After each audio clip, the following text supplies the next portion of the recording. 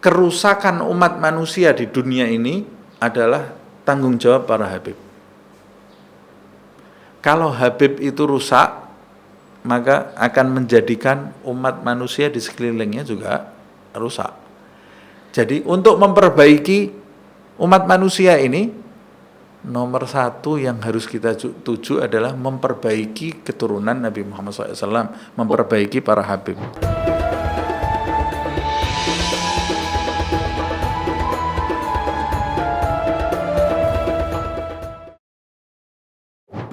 Bisa dijelaskan sedikit sekelumit mungkin dari secara general bab per bab dari buku ini nih? Seperti yang saya sampaikan tadi ya. Jadi sebetulnya kenapa sih saya menyusun buku ini dan memilih bab-babnya dari kitab aslinya itu Iqdul Yawaqid gitu ya. Kita juga belum membahas pengarangnya ini ya. Pengarangnya kan Habib Idrus bin Umar Al-Habsyi ini. Seseorang yang memiliki kedudukan tinggi di sisi Allah Subhanahu wa taala. Dan dia termasuk allamah. Allamah itu yang menguasai banyak jenis ilmu. Dia juga dijuluki imam dalam sanad keilmuan, dalam mata rantai keilmuan. Oh, itu mungkin yang dimaksud dalam cover buku ini Al-Musnid itu bukan? Al-Musnid, ya. Dan dia imam dalam hal tersebut. Imam dalam hal sanad atau kesanatan, sanad dalam keilmuan. Luar biasa. Jadi banyak guru-guru besar yang kita ketahui itu muaranya kembali kepada Habib Idrus ini. Iya, baik. Yang menggabungkan banyak sanad dalam satu pribadi ini, karena dia ini berguru dengan banyak guru, yang Habib, yang non Habib, yang dari Hadramut atau yang di luar. Pada saat beliau itu pergi haji, dia manfaatkan untuk bertemu dengan ulama-ulama, dan dia sudah mengenali tokoh-tokoh atau guru-guru sejak usia 5 tahun. Sejak usia 5 tahun. Dia lahir di kota Ghurfah. 5 tahun itu pada awalnya mengenali guru-guru dalam arti dikenalkan atau inisiatif dia untuk dikenalkan. Dikenalkan. Jadi di usia 5 tahun pun saya belum masuk TK. Iya. Luar biasa. Jadi usia 5 tahun itu dia dibawa oleh pamannya sendiri yang bernama Muhammad. Itu pamannya juga seorang yang alim. Dibawa ke majelis-majelis yang sering dihadiri oleh pamannya itu, dan dipertemukan dengan guru-guru itu. Dia sudah hadir di majelis tadi di usia 5 tahun loh. Di usia 5 tahun ini masanya kita masih bermain-main itu, tapi dia sudah memiliki sikap seperti itu sampai dia belajar Al-Quran dengan pamannya walaupun tidak menghatamkan itu. Lalu wafat pamannya, terus berguru dengan ayahnya sendiri, Habib Umar, dan kemudian berguru dengan banyak ulama. Jadi kalau kita baca sejarah pembelajaran dia ini luar biasa, dan dia memiliki banyak murid. Kemudian dalam ibadah juga luar biasa. Dalam akhlak beliau juga seorang yang mumpuni dalam akhlak. Dikenal orangnya sangat pemaaf. Sangat pemaaf Habib Idrus bin Umar ini. Dan kita tidak heran karena dia punya garis sampai kepada makhluk yang paling pemaaf, Nabi Muhammad SAW. Ya. Itu secara nasab dan sanad. Secara nasab, sanad. Jadi nasab itu sebetulnya ada nasab tanah, ada nasab ruh. Nasab ruh itu kalau jalan hidupnya sudah nyambung dengan Nabi, itu nasab ruh. Kalau nasab tanah cuma darah saja, bin itu. Nah, orang itu kalau dia tidak punya nasab tanah, minimal dia punya nasab ruh. Nah, nasab ruh sama nasab tanah lebih mulia mana? Nasab ruh lebih mulia. jalan hidupnya nyambung ke Nabi daripada darahnya saja yang nyambung ke Nabi. Tapi kalau bersambung atau terkumpul di dalam diri seseorang nasab tanah dan nasab ruh, ya itu lebih utama lagi. Secara darah nyambung ke Nabi, jalan hidupnya juga nyambung ke Nabi, seperti Habib Idrus ini. Dia cerminan Nabi Muhammad SAW di masanya. Dia disebut pemaaf karena memang banyak diuji oleh Allah Subhanahu wa Ta'ala melalui gangguan makhluk di sekitarnya. Sering diganggu, dan yang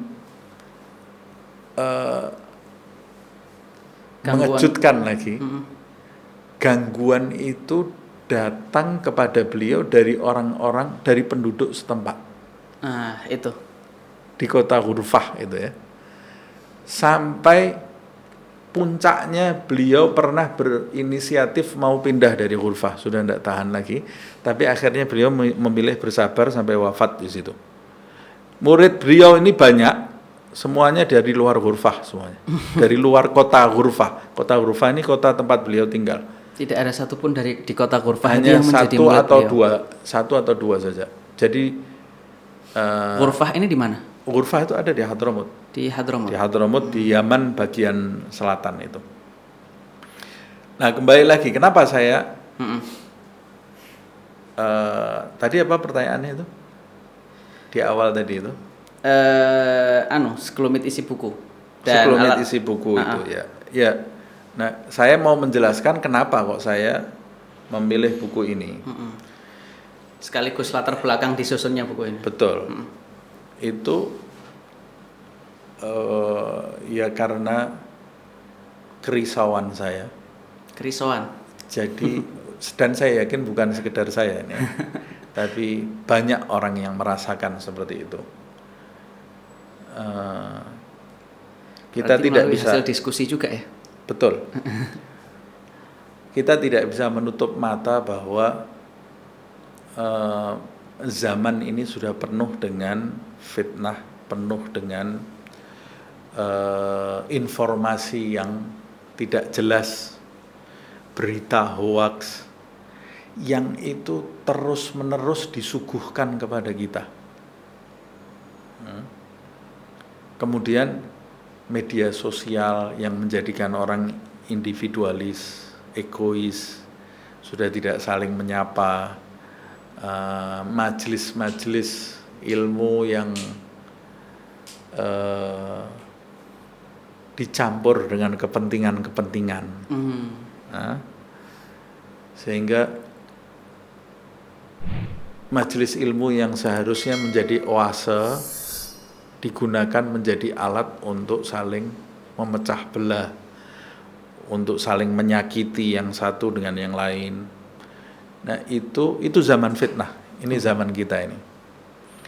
Dan yang lebih menyedihkan lagi, penyakit-penyakit atau fitnah itu juga menjangkiti para habib. Nah, seharusnya para habib itu punya kelebihan. Seharusnya kalau dia mau memanfaatkan kelebihan tadi, betul-betul menekuni kelebihan tadi. Habib itu kan sebetulnya bukan sekedar kelebihan, karena di balik setiap nikmat itu ada tuntutan. Di balik setiap nikmat itu ada tuntutan dari Allah Subhanahu wa taala. Semakin besar nikmat yang kau cicipi dari Allah, nanti pertanyaan Allah akan semakin banyak kepada dirimu. Nah, kehabiban itu karunia dari Allah, karena tidak ada orang mendaftarkan diri menjadi habib, tidak bisa. Karunia dari Allah. Tapi di balik karunia itu ada tuntutan dari Allah Subhanahu wa taala. Setiap habib yang bernasabkan kepada Rasulullah SAW itu suatu kebanggaan sekaligus suatu beban dan tanggung jawab yang besar di hadapan Allah Subhanahu wa taala yang ada di pundak mereka. Tanggung jawab itu dirasakan oleh sekelumit habib atau wajib dirasakan oleh semua habib? Ya, bagi mereka yang apa bukan dirasakan ya, dipertimbangkan lah.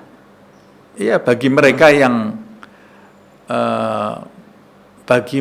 yang mengenal jalan hidup datuk-datuknya dan sumbernya Nabi Muhammad SAW, ya dia akan memahami itu. Bagi yang tidak mengenalnya, ya dia tidak akan memahami itu atau bahkan mungkin memanfaatkan itu, dan itu sesuatu yang menjijikkan. Sesuatu yang menjijikkan, memanfaatkan nasab kepada Nabi Muhammad SAW untuk kepentingan duniawi, itu nanti akan dibahas. Oh, terjadi ya? Ya, terjadi. Ya. Oh. Tapi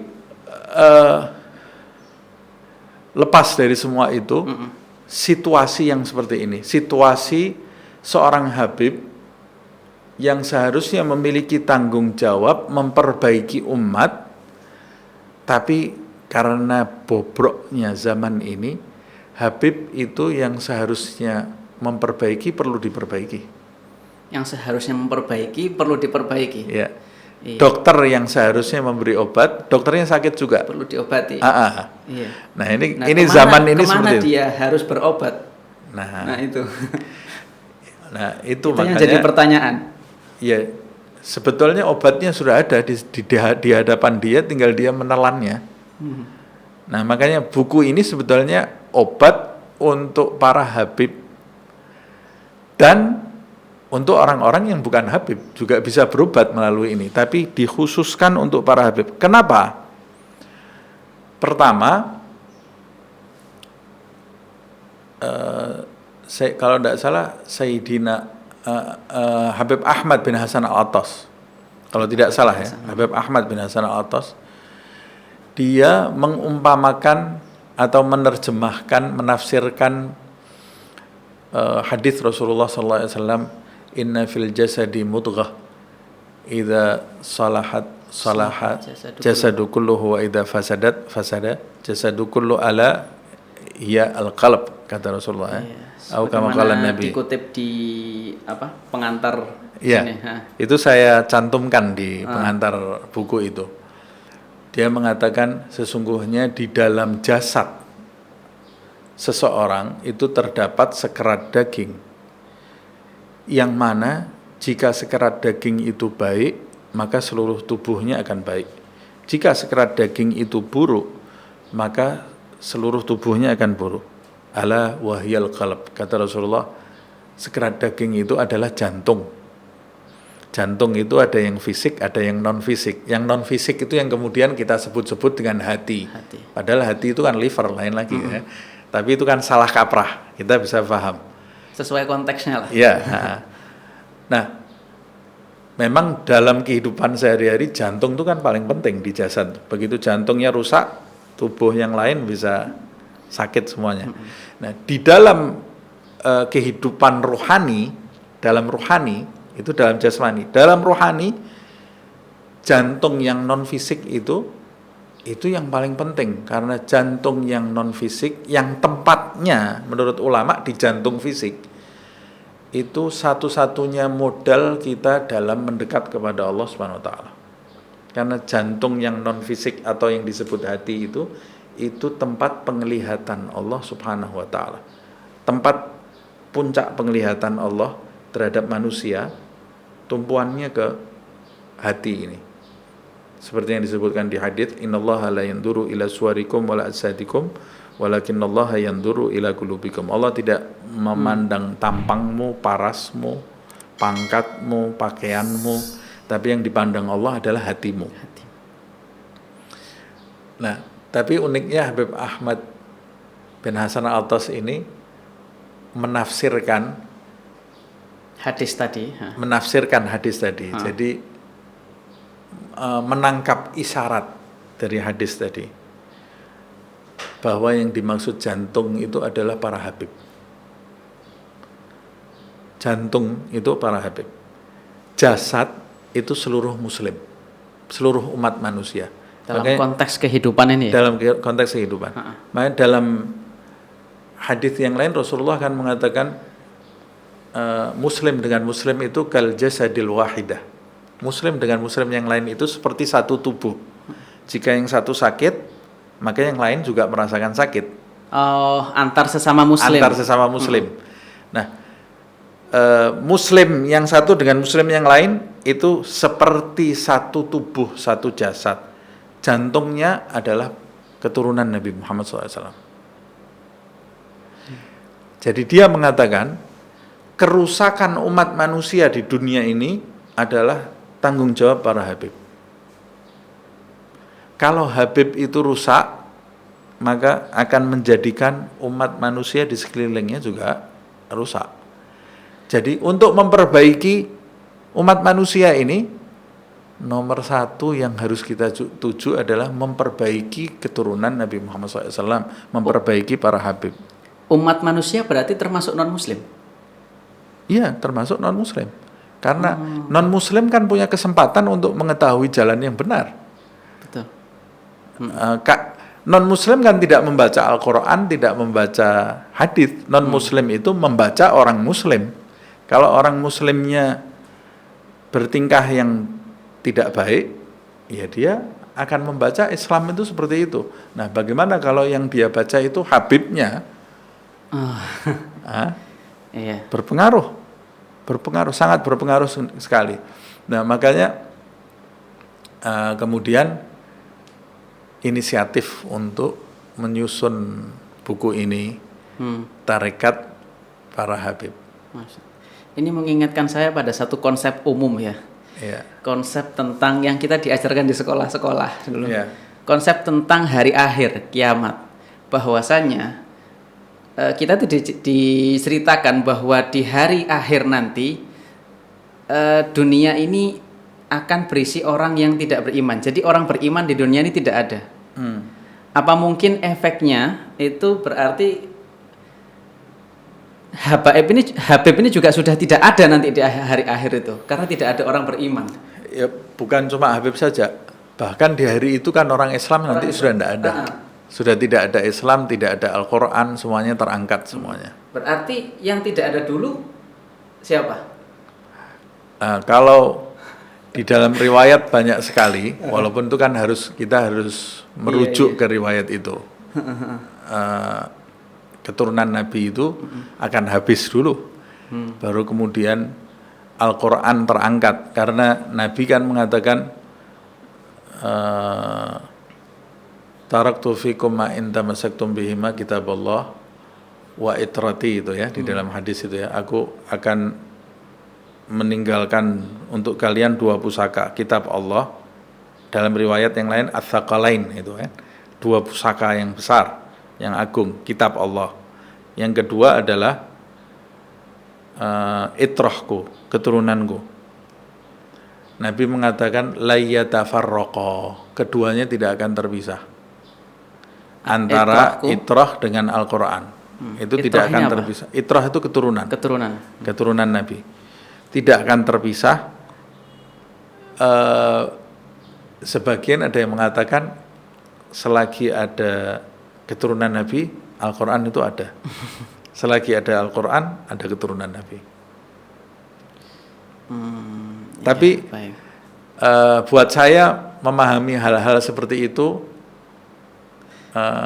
kurang penting. Tapi yang paling penting adalah seperti orang tanya ke Nabi Muhammad SAW, Badui, mata sa'ah, ya Rasulullah, kapan itu kiamat? Bukan. Oh, bukan. Itu lain lagi, itu hadis lain lagi. Oh, lain lagi. Kalau itu kan Jibril menyerupai manusia, tanya kepada Nabi, wama amaratuha, mata sa'ah, ya, kapan kiamat? Rasulullah SAW mengatakan mal mas'ulu anha bi'alam masail. Kalau ini yang mau saya sampaikan, seorang badui bertanya kepada Rasulullah SAW, ya Rasulullah, kapan kiamat itu? Pertanyaan kapan kiamat itu kurang penting buat Nabi Muhammad SAW. Tapi yang lebih penting adalah apa yang kau siapkan? Mada a'datta laha, apa yang sudah kamu siapkan untuk menyongsong kiamat. Nah, pertanyaan apakah Habib itu nanti habis dulu atau umat Islam dulu, nah itu memang disebutkan di dalam riwayat, walaupun kita nanti harus menelusuri dulu riwayat yang jelas. Tapi yang lebih penting dari itu, bagaimana mengembalikan Habib itu pada posisinya, yaitu kembali kepada jalan thariqah datuk-datuknya yang benar, yaitu kalangan Bani Alawi, dari kalangan Bani Alawi. Jadi Habib ini kan keturunan Nabi Muhammad SAW yang jalurnya bersumber kepada Bani Alawi itu ya, kabilah Alawi itu. Oke, sangat menarik sekali. Ini pembahasan ini nih mengembangkan jutaan pertanyaan ya, yang ketika kita tanyakan, bahkan kalau misal kalau kita dalam konteks Bismillah, kalau kita ngaji dulu itu ketika ditafsirkan tinta satu laut pun tidak bisa. Iya, betul. Nah itu kalau kita tanyakan semua nanti akan kehabisan episode gini, karena pada kesempatan ini nanti akan dijadikan beberapa episode Ustaz ya. Kita akan bahas ini bab per bab. Benar, insya Allah nanti kita akan bahas bab per bab, tapi tidak seperti kajian kitab gitu ya, membaca satu persatu. Nanti mungkin yang mengikuti podcast ini bisa mendapatkan buku ini di Tokopedia atau di Shopee, bisa mengikuti dari rumah. Nanti bab per babnya akan kita bahas, tapi secara global saja. Oh iya, sekedar informasi untuk para pendengar ya, bahwa buku Tarekat Para Habib ini bisa didapatkan di marketplace apapun, di Tokopedia ada, di Shopee ada. Sehingga ketika ingin mengikuti bisa beli di marketplace yang tersedia, yang kompatibel di gadget masing-masing. Baik Ustadz, mungkin untuk prolog pada pagi hari ini mungkin sampai di sini saja. Jadi kita baru mengkaji judulnya saja ini ya. Mengkaji judulnya saja. Juga penulisnya. Iya, judulnya saja yang cukup bertafsir gitu. Iya, betul. Nah itu. Baik, terima kasih Ustadz Nabil. Sama-sama. Mohon maaf kalau ada pertanyaan-pertanyaan yang kurang menyinggung ini. Terlalu menyinggung malah tidak. Ya, ya kita santai tapi mendapat ilmu lah insya Allah. Alhamdulillah saya mendapat banyak ilmu hari ini. Baik, mari kita close pertemuan hari ini. Terima kasih. Saya mohon maaf. Assalamualaikum warahmatullahi wabarakatuh. Waalaikumsalam warahmatullahi wabarakatuh.